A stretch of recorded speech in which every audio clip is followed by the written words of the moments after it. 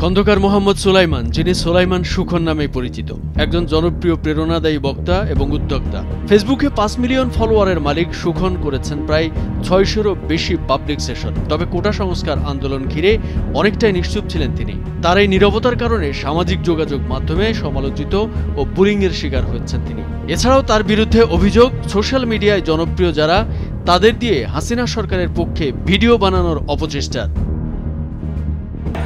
5 আগস্টের পর যখন একে একে বের হয়ে আসছিল বৈষম্য বিরোধী আন্দোলনকে দমনের জন্য হাসিনা সরকারের নানা অপকর্মের চিত্র, ঠিক তখনই ভিন্নভাবে আলোচনায় আসে সুলাইমান সুখন।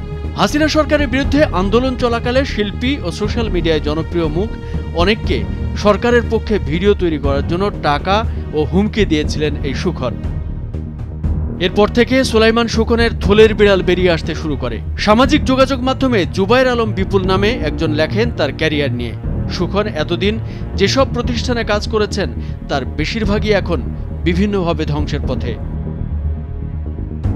জুবায়ের আলম বিপুল লেখেন, প্রায় 10 বছর আগে অর্থাৎ 2015 সালে সুলাইমান সুখনের একটি সেমিনারে ছিলাম, যার নাম ছিল হাউ টু গেট নোটিসড। তখন তিনি ক্লিন শেভ করতেন। তিনি তখন চাকরি করার পাশাপাশি নিজেকে মোটিভেশনাল স্পিকার এবং স্ট্যান্ড আপ কমেডিয়ান হিসেবে পরিচয় দিতেন।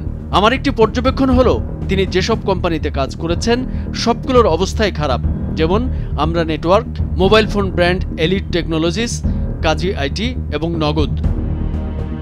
সুলাইমান সুখন ক্যারিয়ার শুরু করেছিলেন নৌবাহিনীর সাথে, পরে ঢাকা বিশ্ববিদ্যালয় থেকে আইবিএ করে বাংলাদেশের মাল্টিন্যাশনাল জবে জয়েন করেন। বর্তমানে ডাক বিভাগের ডিজিটাল লেনদেন নগদের চিফ পাবলিক রিলেশন বিভাগের পরিচালক। এর আগেও তিনি বেশ কয়েকটি প্রতিষ্ঠানে কাজ করেছেন, যার বেশিরভাগ প্রতিষ্ঠানই এখন খুব খারাপ অবস্থায় বলে জানা গেছে।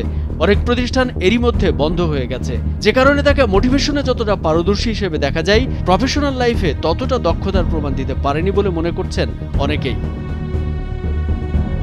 যে কারণে এখন প্রশ্ন উঠেছে, বর্তমান ডাক বিভাগের ডিজিটাল লেনদেনের নগদের অবস্থা তাহলে কি হবে? অন্য সব প্রতিষ্ঠানের মতো কি এবার নগদও মুখ থুবড়ে পড়বে? অবশ্য ইতিমধ্যেই সরকারি এই প্রতিষ্ঠানটি নিয়ে বিভিন্ন মহলে আলোচনার জন্ম দিয়েছে। অন্যদিকে সুলাইমান সুখনকেও এখনো প্রকাশ্যে দেখা যাচ্ছে না। ফলে এই প্রতিষ্ঠানের ভাগ্যে কি আছে তা দেখতে আমাদের আরো কিছুদিন অপেক্ষা করতে হবে। 5 আগস্ট সরকার পতনের পর থেকে সোশ্যাল মিডিয়ায় দেখা যাচ্ছে না সুলাইমান সুখনকে। এমনকি তার নিজের ফেসবুক পেজে দুঃখ প্রকাশ করে মেসেজের অটো রিপ্লাই সেট করে রেখেছেন তিনি।